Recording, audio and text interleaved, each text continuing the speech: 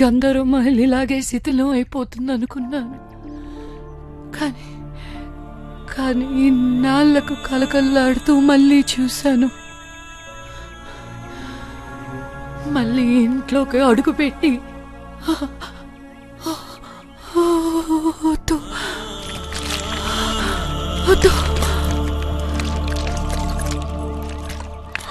అన్నా, ఇక్కడ మనం అనుకున్న దానికంటే చాలా పెద్ద విషయమే ఉందన్నా. ఈ పెళ్ళయ్యే వరకు మనం ప్రాణాలతో ఉండాలంటే పెద్ద భూత వైద్యులు తీసుకురావాల్సిందే.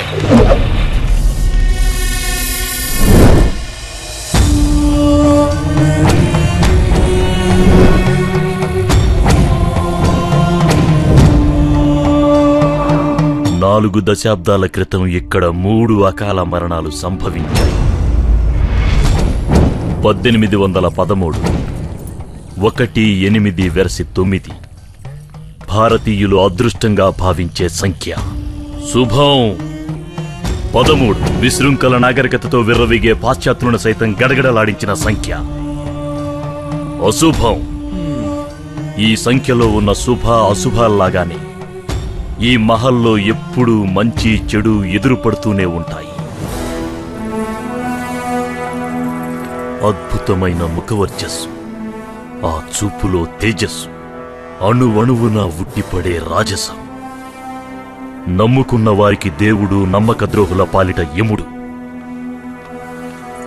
అకాల మరణమైన అచంచలంగా ఉన్న ఆత్మ ఈయనది.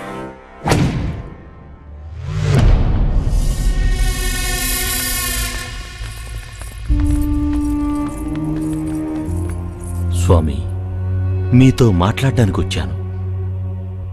అది మీరు అనుమతిస్తేనే.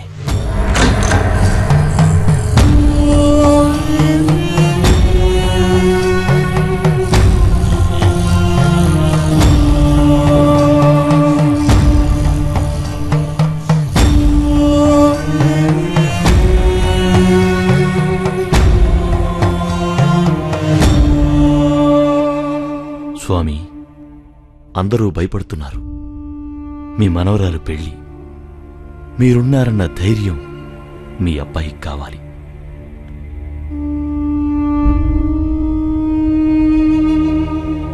అలాగే స్వామి, ఏ పొరపాటు జరగకుండా నేను చూసుకుంటాను. మీరు విశ్రాంతి తీసుకోండి.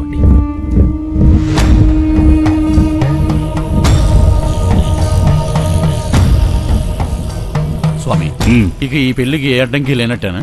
పెళ్ళెప్పుడు? రేపు రాత్రికే స్వామి. మళ్ళీ చెప్పు. అవును స్వామి, రేపే.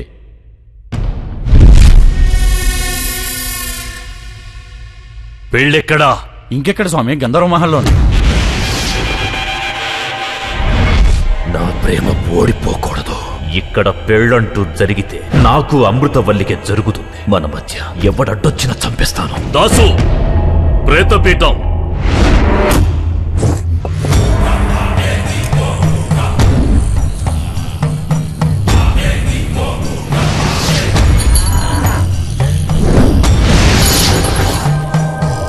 వరుడి పేరు రిషికుమార్ స్వామి. వధువు పేరు విశాలాక్షి స్వామి.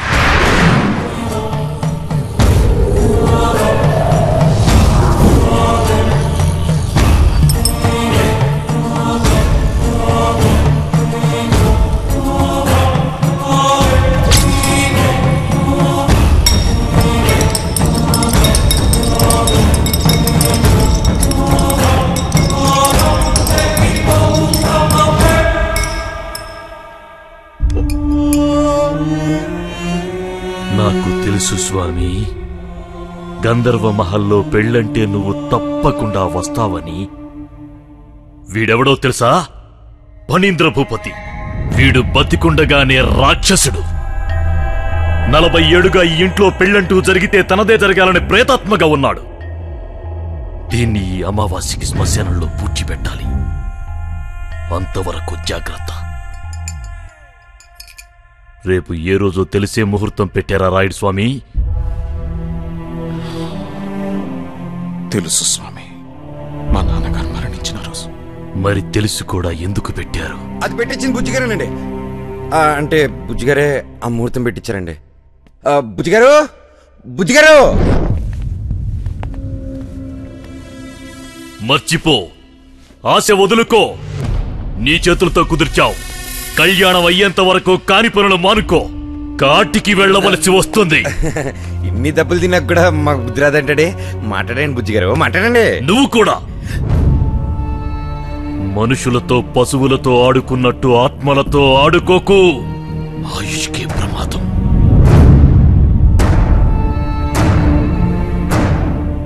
ఆత్మలు ఆత్మలుగా ఉన్నంతసేపు ఏ సమస్య లేదు. కానీ వాటిని రెచ్చగొడితే మాత్రం అదే ఆహ్వానం అనుకుంటాయి. నచ్చిన వాళ్ల మీద ఆవాహం అవుతాయి. అప్పుడు వాటిని అదుపు చేయటం ఎవరి వల్ల కాదో. స్వామి, మరి పెళ్లి? ఎల్లుండి ఉదయం 10:22 ముహూర్తం ఉంది. అదే ముహూర్తాన్ని ఖాయం చేసుకోండి. రేపు సంధ్యా సమయానికి నేను మళ్ళీ వస్తాను.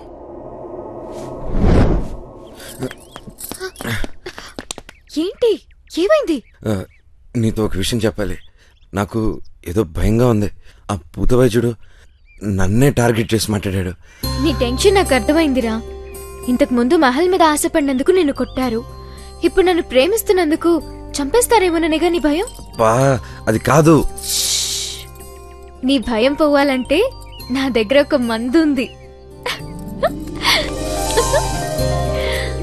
జగదా,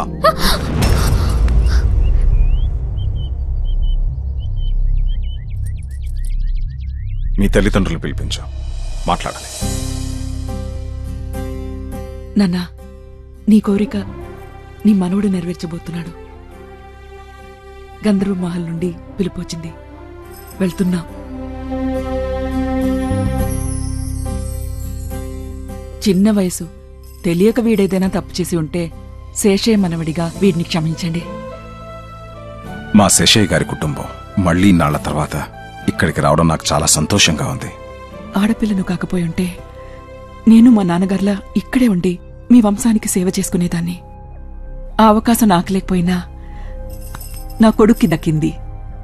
ఎలాగైనా మీ ఆస్తి మీకు అందజేయాలనేదే ఆయన చివరి కోరిక.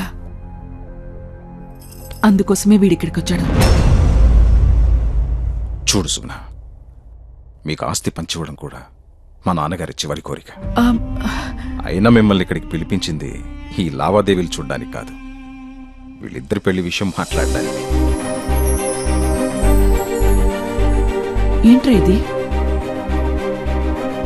మాట్లాడవేరా? ఏం మాట్లాడను? పెద్దానికి ఈ గంధర్వమహల్ అంటే ఎంత ప్రాణమో వీళ్ళకి తెలుసు కదా.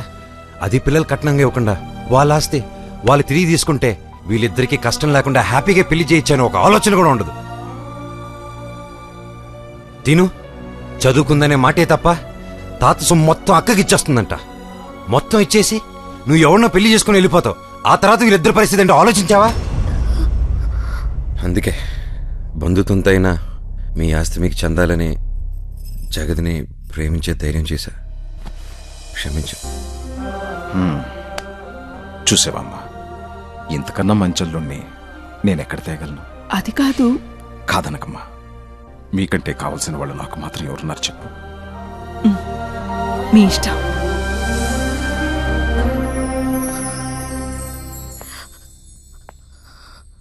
నేను శేషేమనడం తెలియగానే నీ స్థాయికి సరిపోనని ఆలోచిస్తున్నావా?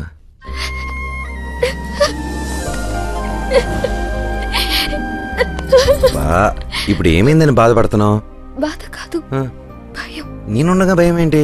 భయం నా గురించి కాదు, నీ గురించి. నా గురించి భయం ఏంటి? నువ్వు మాకు మంచి చేయడానికి వచ్చిన విషయం మనుషులవైన మాకు తెలియకపోవచ్చు, గాని ఆత్మగా ఉన్న మా తాతగారికి తెలుసు కదా. అయినా నిన్ను కొట్టారంటే నువ్వంటే ఆయనకి ఇష్టం లేదు.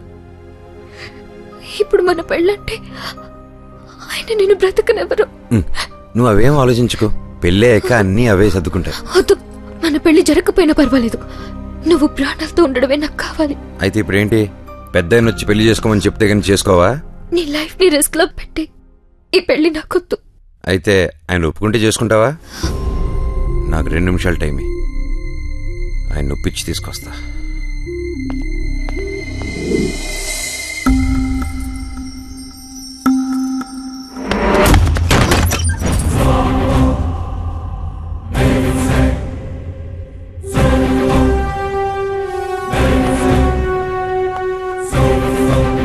డ్రెస్ వేసుకొచ్చినంత మాత్రం ఆయన ఒప్పుకున్నట్ట?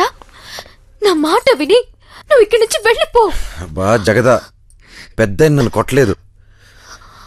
ఇదంతా నేనాడిన డ్రామా. గంధర్వ మహల్ ఇబ్బందుల్లో ఉందని అమ్మ చెప్తే బయలుదేరి వచ్చాను.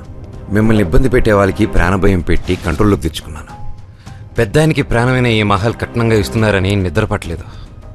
ఆ రాత్రే నరసింహరాయుడు గారు నన్ను ఆత్మగౌచి కొట్టారని మిమ్మల్ని అంతా నమ్మించాను. మరి గుర్రం మీద వచ్చి ఇల్లు వదిలి వెళ్ళకూడదని కొట్టారని చెప్పావు. అది నేను చెప్తేనే కదా మీకు తెలిసింది. నీకు దగ్గరవుదామని చెప్పిన అబద్ధం. మరి తాతయ్య కొట్టారని బుజ్జంకులు కూడా చెప్పారు. వాడిని కొట్టింది కూడా నేనే. మహల్ పత్రాలు తీసుకున్నాడనే ఈ డ్రెస్ వేసుకొని చీకట్లో కొట్టి పెద్దనే కొట్టారని నమ్మించా. మరి భూత వైద్యుడు ఆత్మలున్నాయని చెప్పాడుగా. అప్పటి నుంచే నాకు అనుమానం మొదలైంది. మా అమ్మ చెప్తూ ఉంటే ఈ రోజుల్లో ఆత్మలేంటి అనుకున్నా. కానీ ఇప్పుడు ఇవన్నీ చూస్తుంటే నిజమే అనిపిస్తుంది. ఒకవేళ తాతయ్య ఆత్మగా ఇక్కడున్నా నిన్నేం చేయరు. ఆయన తరపున నువ్వు మమ్మల్ని, ఈ మహల్ని కాపాడుతున్నావుగా. ఈ విషయం ఎక్కడితో మర్చిపోదాం. పెళ్ళయ్యేంత వరకు నేనే బార్బుజీని కొట్టానని ఎవరికి తెలియదు.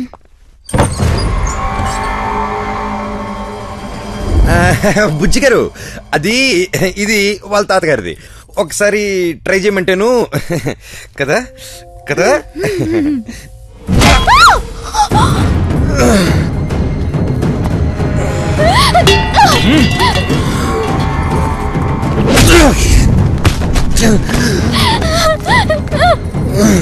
ఏరా, బొమ్మను చూపించి భయపెడతావురా? నన్ను వెధవం చేసి నాటకాలు ఆడతావా? లాక్కురారా దీన్ని.